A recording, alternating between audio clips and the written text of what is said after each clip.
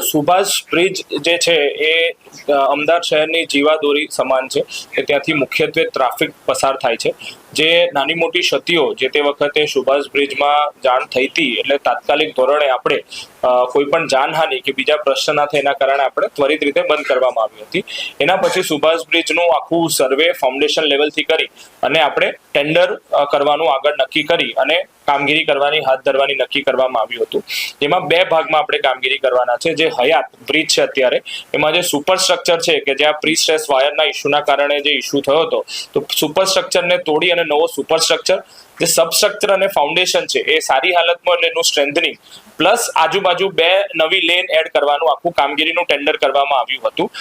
બીજા પ્રયત્ને ટેન્ડરમાં એજન્સી આવી અને આજે સ્ટેન્ડિંગમાં મંજૂરી આપવામાં આવે છે.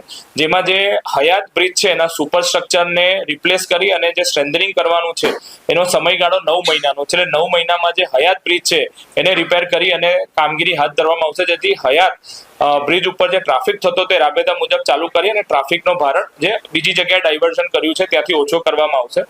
એનું 9 મહિનાની આખો સમયગાળો છે. એની સાથે સાથે બે જે લેન એક્સ્ટ્રા એમાં એડ કરવામાં આવેલ છે એને 24 મહિનામાં આપણે કામગીરી કરવામાં આવશું, કારણ કે એમાં ફાઉન્ડેશન લેવલથી આખું કામગીરી કરવામાં આવી રહી છે.